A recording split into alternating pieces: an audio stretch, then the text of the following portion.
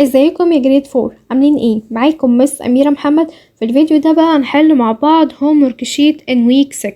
في الشيت ده هنبدا نحل مع بعض على concept number 3 in unit 3 renewable energy resource. هنبدا اول حاجه complete the following statement. question number 1 بيقول لي some mills used and other used. احنا كنا خدنا مع بعض كم نوع من الميلز؟ شاطرين، الويند ميلز والووتر ميلز، وقلنا ان هما كانوا بيستخدموهم زمان عشان يعملوا كراشنج للجرينز، ان هما يطحنوا الحبوب. طيب هي الويند ميلز بقى عشان تشتغل بتحتاج ايه؟ شاطرين، بتحتاج الويند انرجي. طب وبرضه الووتر ميلز عشان تشتغل بتحتاج ايه؟ شاطرين، بتحتاج الووتر انرجي عشان يحركوا الايه البليدز بتاعتها، الرياش بتاعتها، وتبدا ان هي تعمل الايه الفانكشن بتاعتها او الوظيفه بتاعتها، انها تعمل كراشنج للجرينز. تمام كده؟ يبقى هنا الميلز سواء كانت ويند ميلز او ووتر ميلز بتستخدم ايه؟ شاطرين، لو هي ويند ميلز هتستخدم الويند انرجي، ولو هي ووتر ميلز هتستخدم ايه؟ الووتر انرجي. طيب question number 2 بيقول لي energy received from the sun is called. الانرجي اللي جايه من الصن اسمها ايه؟ شاطرين، السولار انرجي.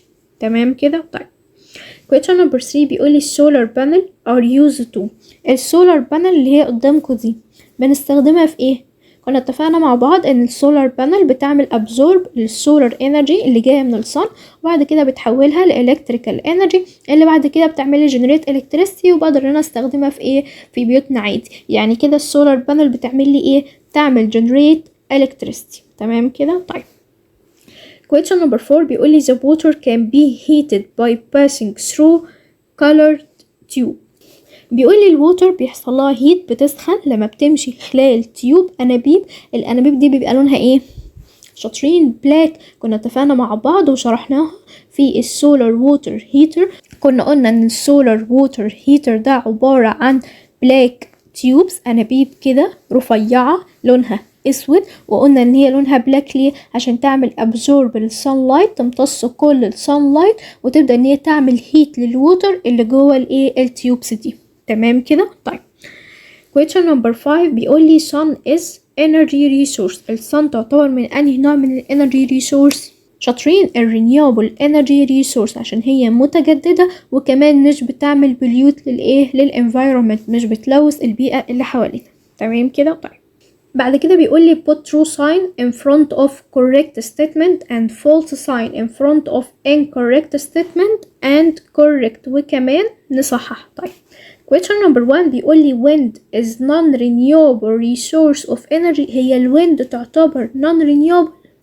شاطرين، طبعا false. ليه يا مس؟ لان الويند دي حاجة طبيعية، يبقى renewable energy resource ومتجددة ومش بتعمل لي بليوت للايه للانفايرومنت. طيب احنا كده عملنا false، هنصحح ازاي؟ هنشد خط تحت non renewable وهنكتب جنبها ايه؟ renewable. تمام كده؟ طيب question number 2 بيقول لي in greenhouse the radiant energy from the sun convert to electrical energy. وفي الجرين هاوس الراديانت انرجي اللي كانت بتيجي من الصن وتدخل جواها كانت بتتحول جواها لإلكتريكال انرجي؟ لا طبعا. نفتكر مع بعض الجرين هاوس دي كنا بنستخدمها في ايه؟ الفارمرز كانوا بيستخدموها لما يكونوا عايزين يعملوا جرو لكروبس. الكروبس ده بيكون محتاج ان الجو يكون حر شويه وهم عايزين يزرعوه في الشتاء. طب يعملوا ايه؟ كانوا بيستخدموا الجرين هاوس دي ان هي بتعمل كولكت للراديانت انرجي، بتجمع كل الراديانت انرجي وبعد كده بتحولها لثيرمال انرجي جوه الجرين هاوس نفسه، فهيبقى الجو مناسب ان يحصل ايه؟ جرو للكروبس دي، عشان الكروبس دي مش بتكبر غير لما يكون الجو ايه؟ حر. تمام كده؟ يبقى هنا الراديانت انرجي كانت بتتحول لايه؟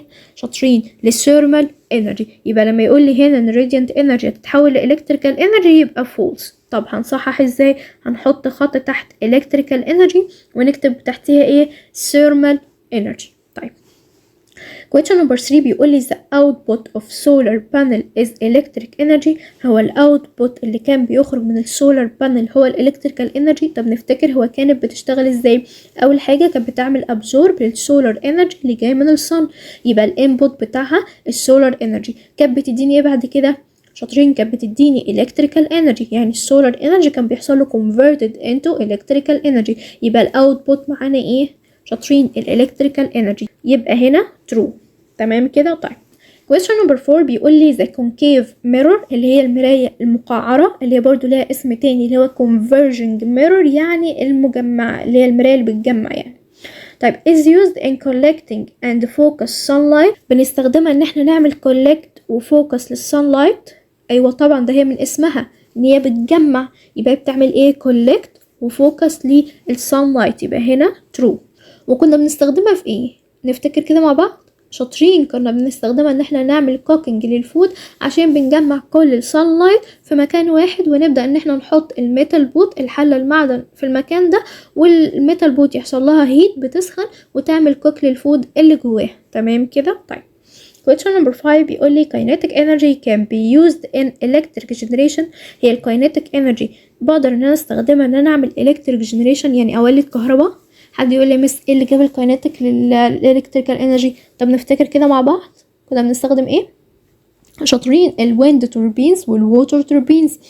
قلنا ان هما الاتنين الويند توربينز والووتر توربينز بيعملوا لي جنريت الكتريستي. طب هما اصلا بيشتغلوا ازاي؟ الويند توربينز لما كانت الويند تعمل موف للبليدز بتاعتها تحرك الريش بتاعتها كانت بتعمل لي كاينيتيك انرجي. الكاينيتيك انرجي ده كان بيروح لاماكن معينه جوه التوربينز اللي كان بيساعدها انها تعمل ايه؟ جنريت الكتريستي. وبرده نفس الكلام في الووتر توربينز. الووتر توربينز كانت بتستخدم الووتر عشان يحصل موف للبليدز بتاعتها فلما كانت بتتحرك كانت بتديني كاينيتيك انرجي. الكاينيتيك انرجي ده هيتحول لايه؟ لالكتريكال انرجي. يبقى فعلا الكاينيتيك انرجي بقدر ان انا استخدمها ان انا اعمل ايه؟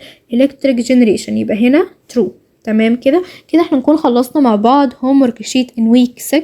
استنونا نحل مع بعض weekly test sheet in week 6. والسلام عليكم ورحمة الله وبركاته.